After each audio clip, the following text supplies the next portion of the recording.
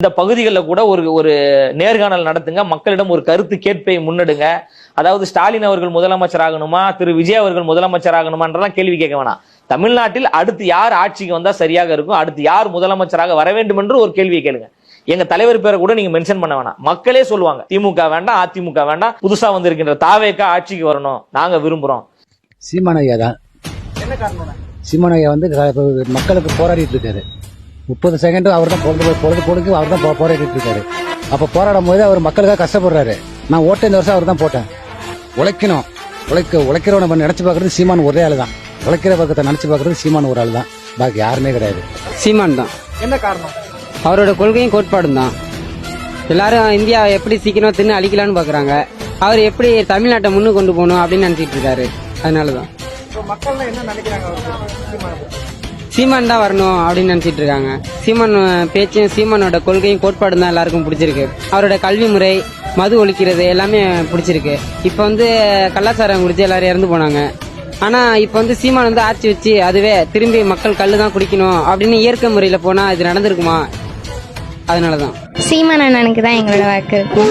அவங்களுக்கு வாய்ப்பு கொடுத்து பார்க்கலாம். எல்லாருக்கும் வாய்ப்பு கொடுத்து பார்த்தோம், அவங்களுக்கு வாய்ப்பு கொடுத்து பார்க்கலாமே. ஃபேமிலி, என் ஃப்ரெண்ட்ஸ் எல்லாருக்கும் சீமான் அண்ணனுக்கு தான் ஓட்டு போட சொல்லுவேன். போட்டி யாருக்கா இருக்கும்? நான் சீமானுக்கு தான். இப்போ சீமான் கட்சி தான். அவர் நல்லா பேசுவாங்க, விவசாயத்தமெல்லாம் பத்தி நல்லா பேசுவாங்க. அவர் தனிச்சு நிக்கிறாரு. இன்னும் எங்க அம்மாட்டே, எங்க அப்பா, எங்க அண்ணன் எல்லாத்தையுமே சொல்லி சீமானுக்கு தான் ஓட்டு போடணும் அப்படின்னு கன்ஃபார்ம் சொல்லிடுவேன். தமிழ்நாட்டை யாரு அன்பு கொண்டு நேசிக்கிறாங்களோ அவங்க கையில ஆட்சி போனாதான் நாடு உருப்படும்.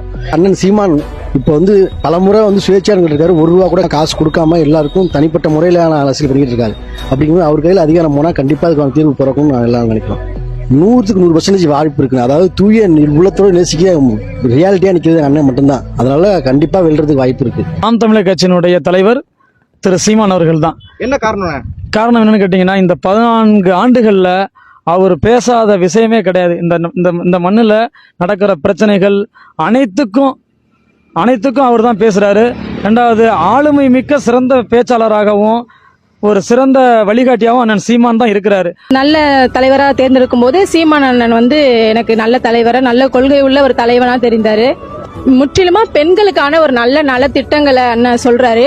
விவசாயத்துல நிரந்தரமான வருமானம் எப்படி கடைத்தட்டு மக்களுக்கு பயன்பெற முடியும் அப்படிங்கிற மாதிரி பேசுறாரு. அந்த கொள்கைகள் பிடிச்சிருக்கு. அது மட்டும் இல்லாம மண்ணுக்காக அவர் ரொம்ப போராடுறாரு. அதன்படி அவங்களை நாங்க தேர்ந்தெடுத்திருக்கோம்.